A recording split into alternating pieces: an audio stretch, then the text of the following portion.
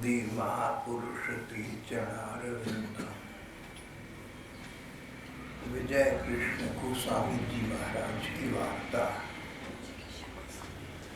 लगभग 500-600 वर्ष पूर्व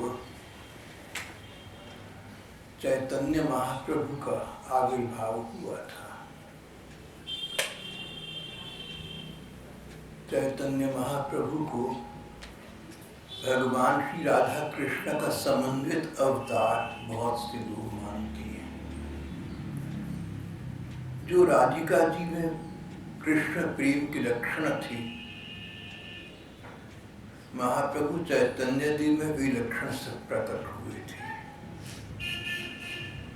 महाप्रभु चैतन्य देव से उम्र में बहुत बड़ी थी अद्वैताचार्य, उनके पिता की आयु की थी।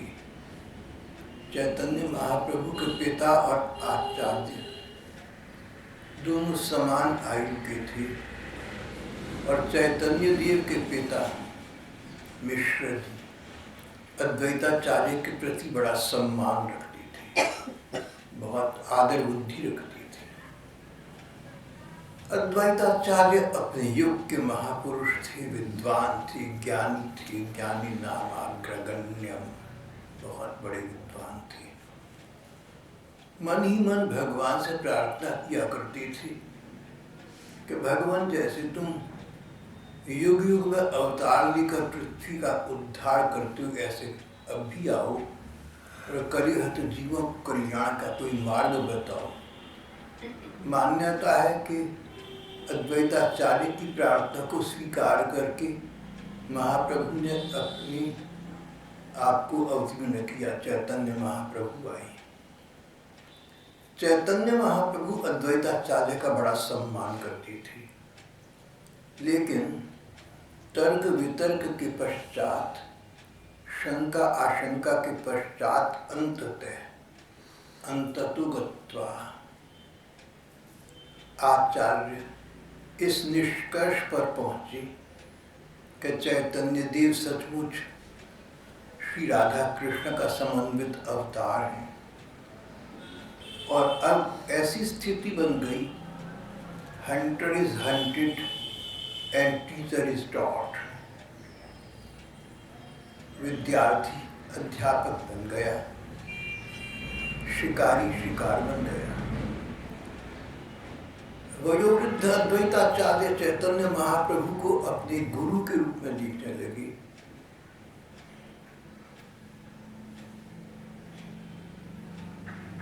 अद्वैताचार्य ने अपने समय में बंगाल में लोगों का बहुत उद्धार किया, उन्हें भगवान के नाम में लगाया। गंगा जी के उस पार शांतिपुर नाम की बस्ती में अद्वैताचार्य रहते थे। अद्वैताचार्य के वंशज, वंश के आगे आने वाली सब जनी वहीं रहती रही। अद्वैताचार्य की 10वीं पीढ़ी में एक बालक का जन्म हुआ जिसका नाम विजय कृष्ण गोस्वामी पड़ा। हम विजय कृष्ण गोस्वामी की वार्ता कर रहे हैं। तो चैतन्य महाप्रभु के भक्त और समकालीन वयोवृद्ध और ज्ञान वृद्ध अद्वैताचार्य और अद्वैताचार्य जी महाराज की 10वीं पीढ़ी में हुए विजय कृष्ण गोस्वामी, जो हमारी चर्चा का आज विषय है। विजय कृष्ण गोस्वामी, सब लोग घर में विजय कहते थे। विजय कृष्ण अपने अबोध शैशव से, लगभग अपने जन्म से ही भगवान श्याम सुंदर में बहुत अभिरुचि रखता था, अनुराग रखता था। श्याम सुंदर,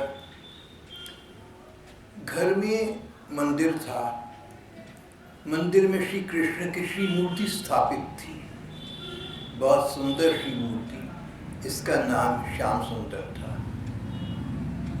भगवान श्याम सुंदर उनके सेव्य ठाकुर का नाम है, जो घर के मंदिर में स्थापित थे। विजय कृष्ण अभी उसको बस रोना आता था। इतना छोटा बच्चा था, कोई बात हो तो रोने लगे, रोना उसको आता था, बोलना अभी नहीं आता था। जब विजय कृष्ण रोती तो देखा कि देर देर तक रोती रहती। रोने वाला बच्चा बिना बात के रो रहा है। घर वाली कई बार तंग आ जाती, बिना बात के विजय कृष्ण क्यों रो रहा है। तब घर की एक बुजुर्ग महिला ने कहा कि इसका रोना बेकार का रोना नहीं होगा, इस बच्चे में भगवान के प्रेम के लक्षण हैं, इसको भगवान श्याम सुंदर के दर्शन कराओ। हो सकता है श्याम सुंदर भगवान के दर्शन करके, श्याम सुंदर भगवान जिनका मंदिर अपने घर में था, अपनी सेव्य ठाकुर, जो ही इस बच्चे को भगवान श्याम सुंदर के सामने ले जाते, ये एकदम चुप हो जाता और लगातार अपलक, बिना पलक मारी, अपलक निर्निमेष भाव से श्याम सुंदर भगवान को देखता रहता, मानो अपने हृदय के आकर्षण की वस्तु से मिल गई। इतना छोटा बच्चा और पिछले जन्मों के ऐसे संस्कार लेकर आया कि भगवान श्याम सुंदर घर के सेव्य ठाकुर, उनको देखता तो देखता रह जाता, देखता रह जाता, रोना बंद हो जाता, रोना भूल जाता। ये स्थिति थी विजय कृष्ण की। बाद में विजय कृष्ण गोस्वामी कहलाए। अब घर वालों को तो मानो एक मंत्र मिल गया। जब बच्चा रोने बैठता, ठाकुर जी के सामने ले जाती, वहीं चुप हो जाता और लगातार उन भगवान के दर्शन करता रहता। जब घुटनों चलना सीख गया तो घर वालों की आंख बचाते ही मंदिर में भागा चला जाता, श्याम सुंदर के पास जाता, इसलिए उसकी बड़ी देखभाल करनी पड़ती थी।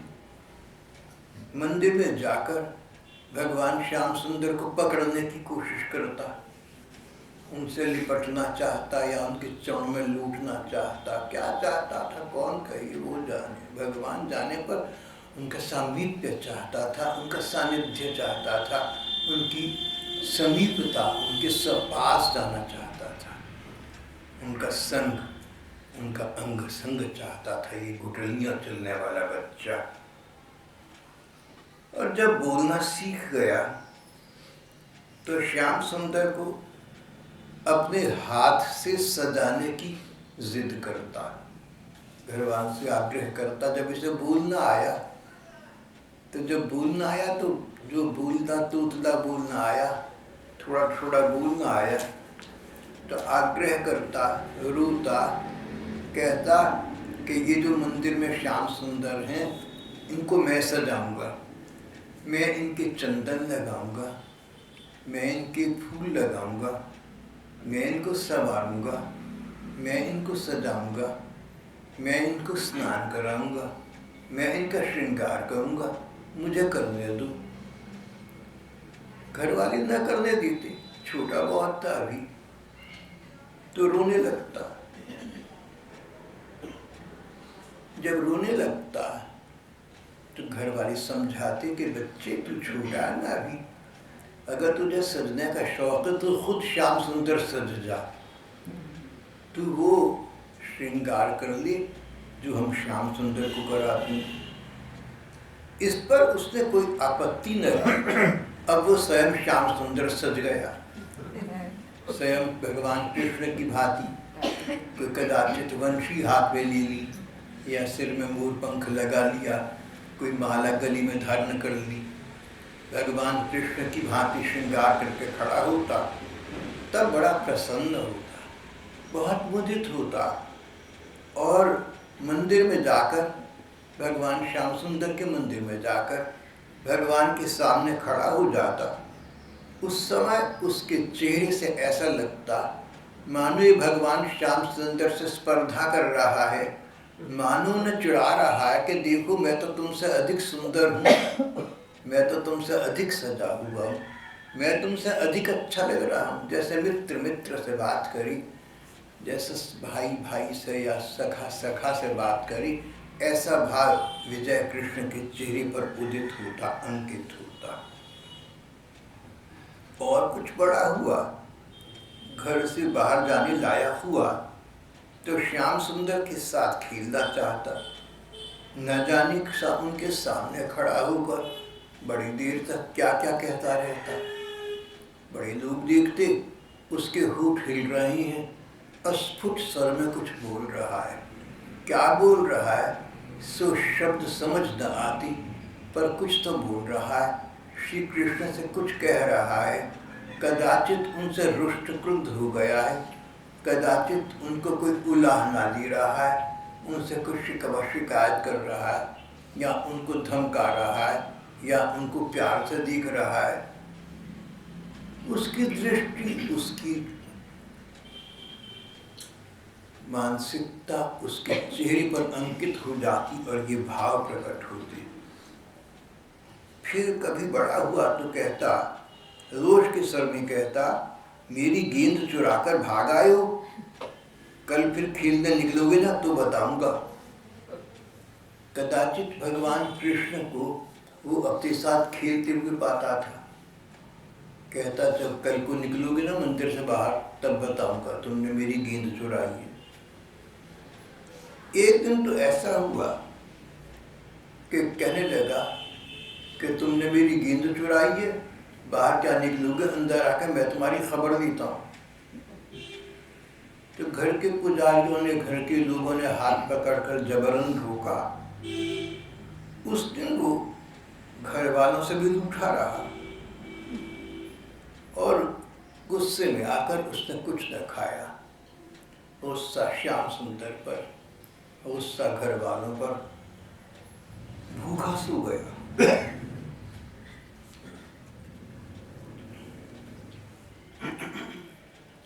फिर उसके बचपन में विजय कृष्ण गोस्वामी के शैशव में एक अन्य वार्ता, एक अन्य बात देखी गई। इसके पिता भागवत का पाठ करते थे, पिता ज्ञानी थे, भक्त थे, अद्वैताचार्य के वंशज थे। तो ज्ञानी भक्त तो वंश में सभी होते चली आ रही थी, वो तो घर की परंपरा थी, रक्त में थी।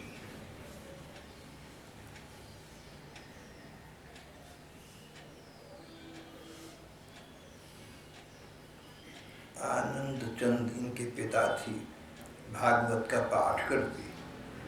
तो ये ऐसे उनके सामने बैठता, जाकर अपनी इच्छा से अपने पिता के सामने जाकर ऐसे बैठता मानो सुखदेव जी के सामने परीक्षित बैठे हों, दोनों हाथ जोड़कर, सिर झुकाकर।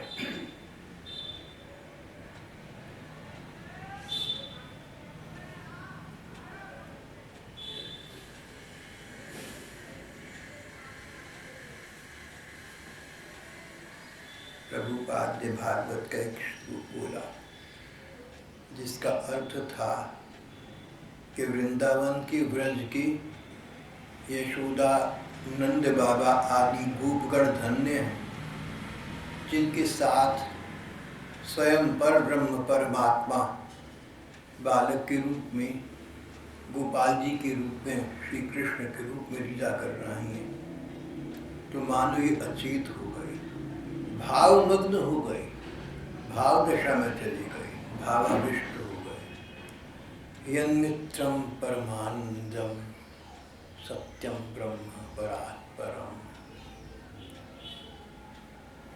अहो भाग्यम नंद गोप रजा कसाम।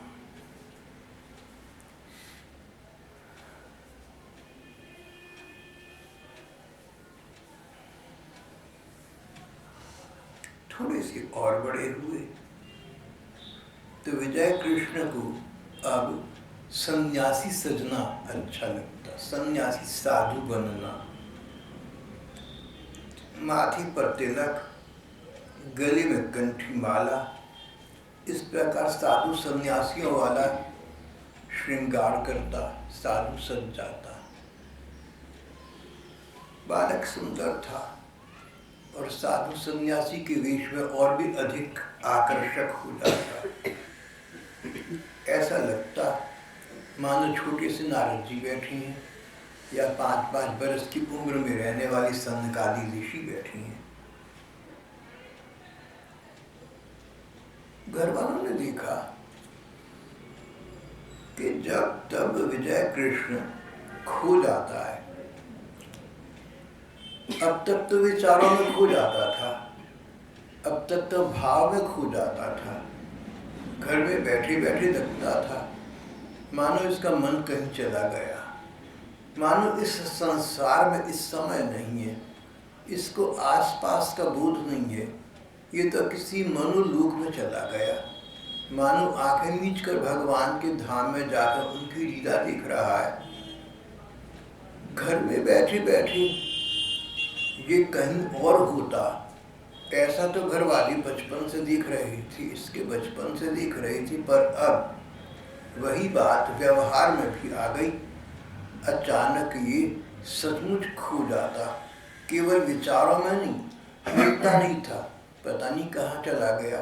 खोज करते तो घर में किसी कोने में, घर या घर से बाहर कहीं एकांत में बैठा पाया जाता, अकेला बैठा होता, नयन नहीं मिले, आंखें मीची हुई हैं और इसके चेहरे पर प्रसन्नता के भाव हैं, लगता था किसी आनंद में खोया हुआ है, आनंद की लहरें इसके चेहरे पर अंकित होती। बहुत से भाई बहन ध्यान करते हैं भगवान का, किसी न किसी रूप में। बहुत से लोग भगवान का ध्यान करती हैं, आंखें मीच कर पद्मासन में बैठ जाती हैं। पद्मासन जिसे अंग्रेजी में कहते क्रॉस लेग्ड, शायद चौकड़ी मारकर बैठना भी इसको कहती हैं। तो कई लोग इस प्रकार पद्मासन में बैठकर नयन निमीलित आंखें मीच करके भगवान के किसी रूप का ध्यान करती हैं। प्रायः देखा ये गया कि जो लोग भगवान का ध्यान करते हैं उनके माथे पर त्योड़ियां आ जाती हैं और चेहरा अति गंभीर हो जाता है।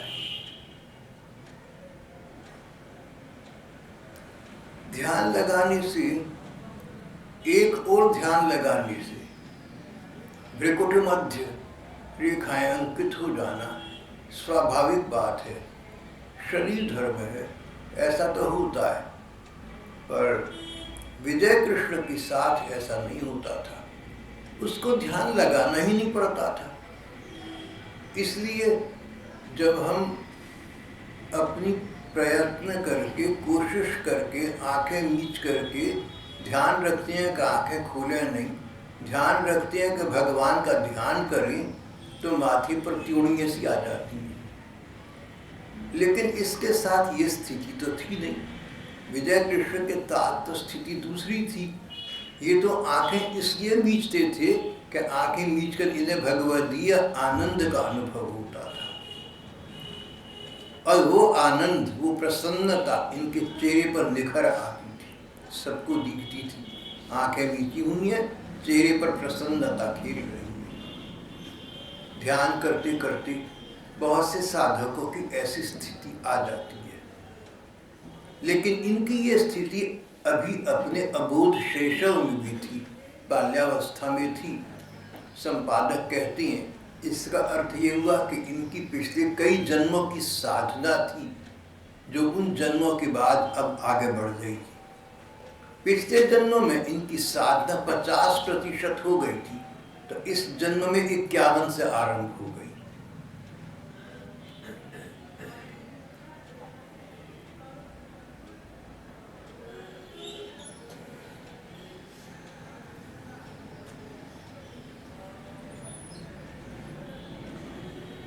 भावमग्न अवस्था में, एकांत में विजय कृष्ण घंटों बैठे रहते। देखिए, कुछ देर बैठना एक बात है, 10 मिनट बैठ गए, 20 मिनट बैठ गए, पर ये तो जितने घंटे चाहो बिठा लो, बस आके लीजिए बैठे, मन ही मन भगवान के रूप का दर्शन कदाचित करना ही, उसमें आनंद मग्न है, विभोर है, विभन है, गदगद है। ऐसी भाव की इनकी स्थिति देर देर तक बनी रहती। संपादक कहते कि इतनी बातों के बावजूद ऐसा न समझना कि इस बालक में बच्चों वाली चंचलता नहीं थी, शैतान था। लड़कों के साथ धमा चौकड़ी मचाता, किसी को चिढ़ाता, किसी की नकल करता, किसी की नाव खोल कर ले जाता, किसी का घोड़ा और उस पर चढ़कर सैर किया करता। पर जब बड़े लोग कहते कि किसका काम है ये, कोई गड़बड़ हुई है, कोई चंचलता हुई, कोई शैतानी हुई, बच्चों से पूछा किसका काम है, बच्चों ने कहा हमने तो नहीं किया, तो ये कहता था मैंने किया था, सच बोल देता था। अब कभी कभी ऐसा भी देखा गया कि किसी और बच्चे ने कोई अशिष्टता कर दी या कोई शैतानी शरारत कर दी, तो बड़ों ने पूछा, अध्यापक ने पूछा किसने की है, तो वो बच्चा तो डरा रहा, ये बोली मैंने कर दी थी। और जो दंड उस व्यक्ति ने, उस बच्चे ने भुगतना था जिसने सचमुच किया था, ये उसको अपने ऊपर ले ली थी, ये कहकर मैंने किया है। अध्यापक देखता कि इन्होंने एकदम सत्य बोल दिया, और सदा सत्य बोलता है, अध्यापक को पता होता था, बड़ों को पता होता था, तो अक्सर वो हंसकर मुस्कुराकर या थोड़ी सी चेतावनी देकर बात को टाल देती थी। किसी के अभियोग करने लगाने पर वह सत्य कथा कहने में, सच्चाई बताने में संकोच नहीं करता था। एक बार एक जमींदार का घोड़ा चोरी चला गया। पता लगा कि गांव के पास के गांव के बालक उसे खोलकर ले गए हैं। पूछताछ की तो सभी बालकों ने अपने को निर्दोष बताया। विजय कृष्ण वहां खड़े थे। विजय कृष्ण ने कहा कि घोड़ा मैंने चुराया था, मेरे पास है, चोरी कबूल कर दी। जब जमींदार ने देखा कि ये बच्चा अपने आप कह रहा है कि मैंने घोड़ा चुराया, इसका अर्थ ये हुआ कि इसको चोरी करने में जो बदनीयती होती है, जो दुर्भाव होता है, वो नहीं पता, बस बच्चापन है, भूलापन है। और इस प्रकार की अन्य बातें इसके विषय में पहले भी प्रसिद्ध थीं, स्थापित थीं। जमींदार ने विजय की सत्यवादिता से इतना प्रसन्न हुआ कि घोड़ा उसे सवारी के लिए दे दिया। बोले विजय कृष्ण, ये घोड़ा तुम्हारा ही हो गया, हाँ जो बाकी बच्चे हैं उनको भी इसकी सवारी कराया करना, ये सभी बच्चों के लिए है, लेकिन इसके प्रभारी तुम हो, ये तुम्हारे चार्ज में रहेगा।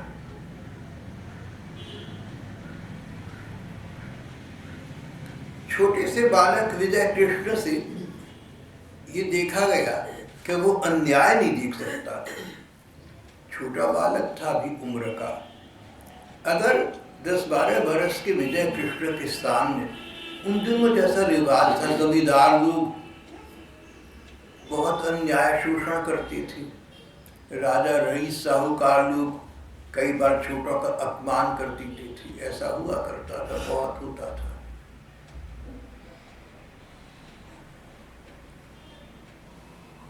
बड़ी कठिनाई हमारे समाज में यही रही, जिनको छोटे दर्जे का माना गया उनका अपमान किया गया।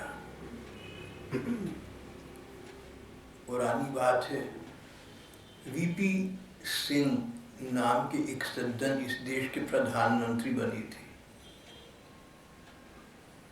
उन्होंने इस प्रकार के दलित वर्ग के लिए आरक्षण की कुछ बातें की थी, बड़ा वितंडा हुआ था।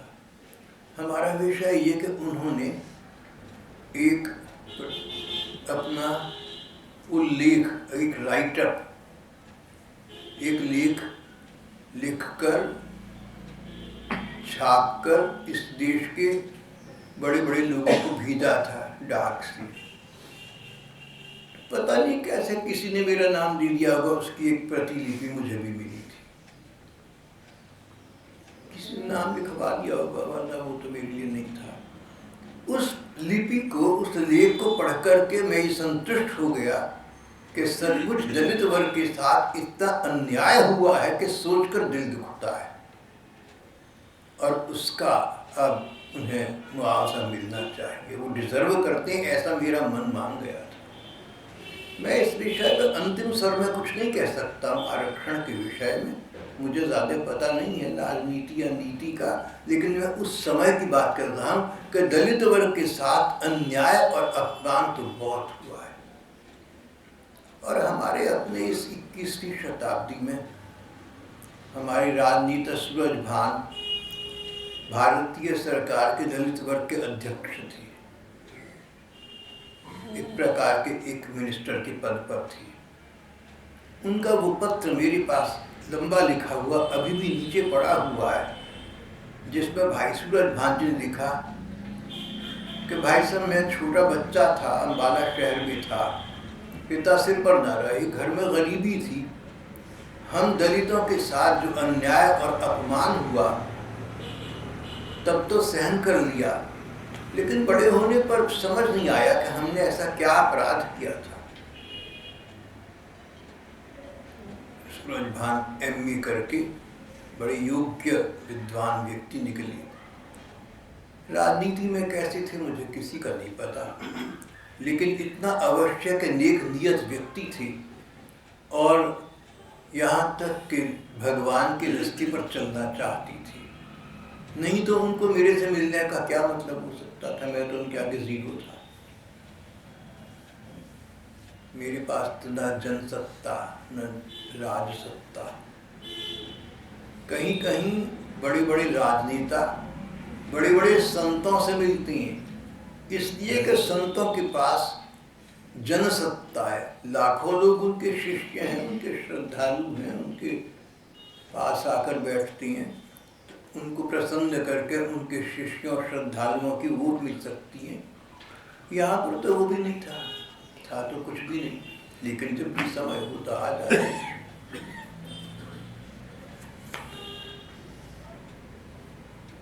एक बार प्रसंग भेद हो गया थोड़ा सा।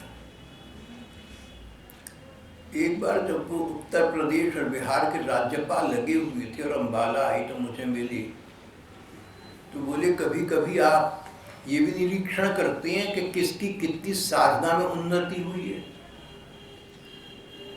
मैंने कहा मैं निरीक्षण परीक्षण तो कुछ नहीं करता, लेकिन कभी किसी को देखकर कुछ लगता है तो कह देता हूँ। बोले मुझे देखकर आपको क्या लगता है? तो मैंने हंसकर बात टाल दी। फिर मैंने उनको एक पोस्ट कार्ड लिखा।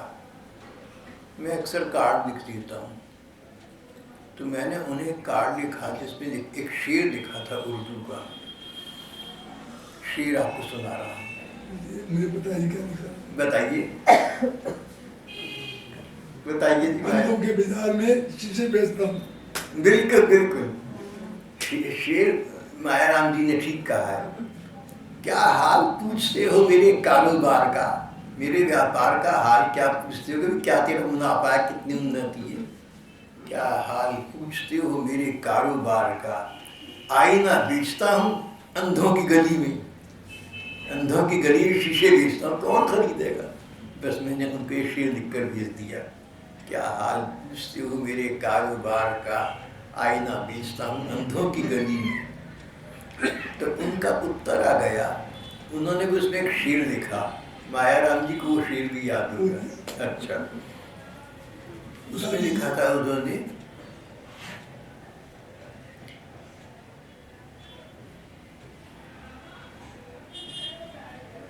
तो फिर से नहीं जी अभी याद आएगा।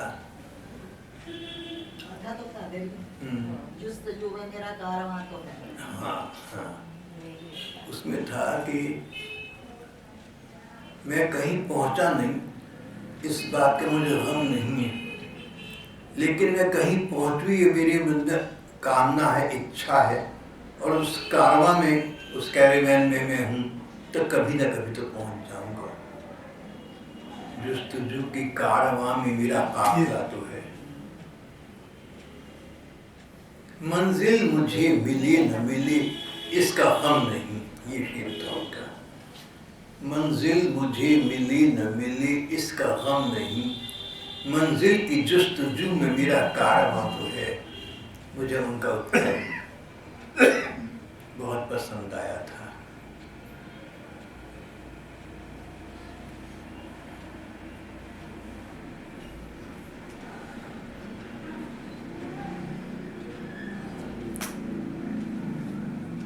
राजनेता होने के बावजूद उनका दिल कोमल था, ऐसा मुझे लगता है। जो मेरा थोड़ा बहुत संपर्क था उससे, जैसे एक दिन बैठी थी, मैंने कहा भाई सूरज भान जी, आपको तो बहुत शेर आते हैं, कोई पसंद आपके अपने पसंद का कोई शेर सुनाइए। उन्होंने बिना सोचे शेर बोला,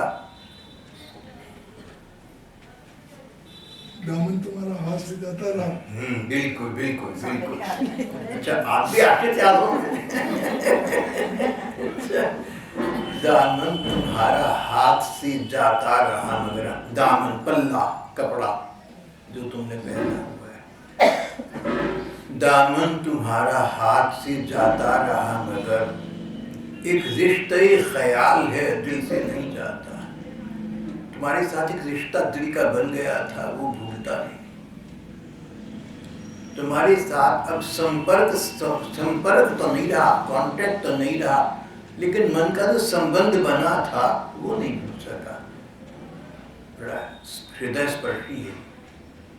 वही व्यक्तिगत वो एक बार मिले थे, मैंने पूछा ये शेर आपने कहाँ से लिया? वो कहते ट्रिब्यून में किसी की स्मृति में आया था। ठीक है, लेकिन उनको स्पर्श कर दिया ना, टच कर गया। देखो जितना भी ज्ञान है वो बाहर से कहीं से लेती हैं।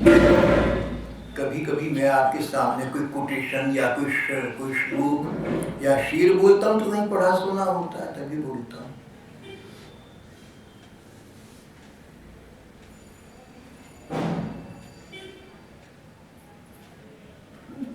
मेरे अब्बाजान यानी पिताजी, मेरे पिताजी उर्दू हिंदी के अच्छे कवि थे। तो अब उनका बेटा मैं तो कुछ कर नहीं सका, लेकिन एक शेर मैंने आज से 15 बरस पहले लिखा था। लोग मुझसे बात करती हैं, क्या पता क्या बात करती हैं। लोग मुझसे बात करते हैं, क्या पता क्या बात करते हैं। ये शेर मैंने खुद लिखा था, कहीं पढ़ा सुना नहीं। अब इसका क्या अर्थ निकलता है, भाई बहन स्वयं सोचें, मुझे कभी बताएं।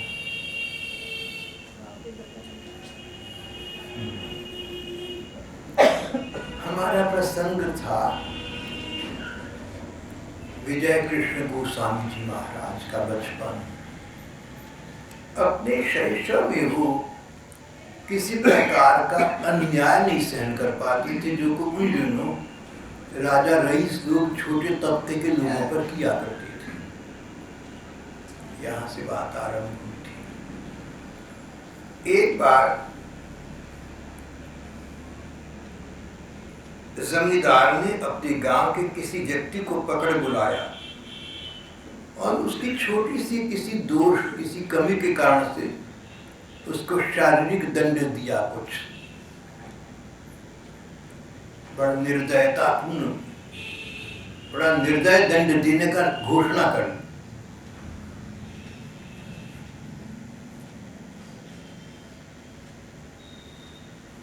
जैसे ये कि इसके कपड़े उतारकर कोड़े मारे जाए। छोटी सी कोई बात भूल हो गई, उसके बदले में इतनी निर्दयता की बातें करो। तो भीड़ इकट्ठी हो गई थी। विजय कृष्ण नाम का एक बालक खड़ा था। उस जमींदार से बोले, राक्षस, डाकू, शर्म नहीं आती?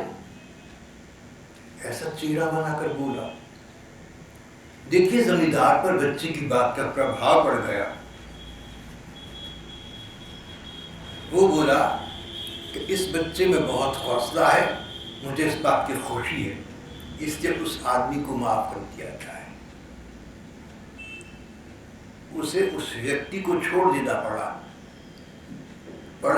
या छोड़ दिया, लेकिन बात यहाँ समाप्त हुई। उसने बच्चे के साहस की सराहना की। विजय कृष्ण अपने जन्म से भगवान के साथ थे, भगवान उनके पीछे थे।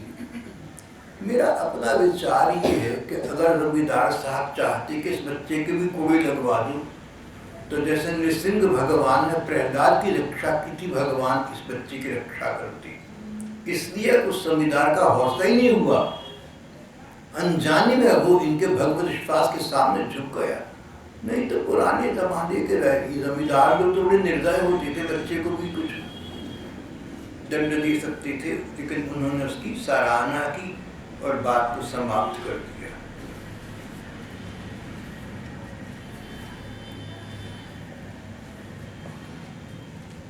विजय कृष्ण थोड़े बड़े हुए तो उन्होंने हिंदू धर्म को अपने जीवन में प्रधान स्थान दिया और हिंदू धर्म के अनुसार वो अनुष्ठान करने लगे।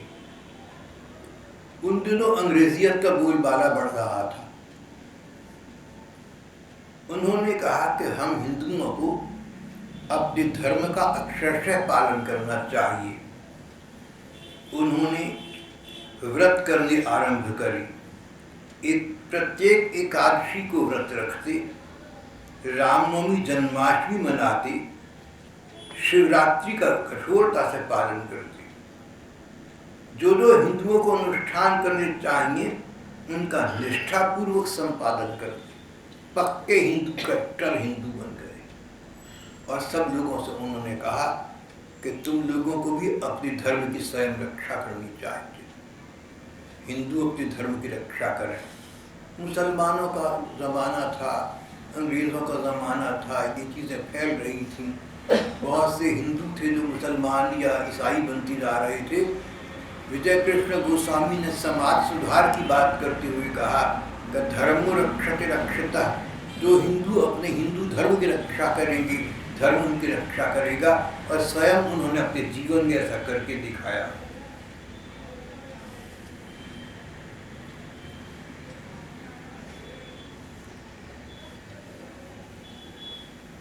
उसके बाद उन्होंने हिंदू धर्म के पुनरुद्धार के लिए जो प्रयत्न किए, लेकिन साथ साथ भगवत प्रेम में अग्रगण्य आगे बढ़े, ये प्रसंग हम कल करेंगे।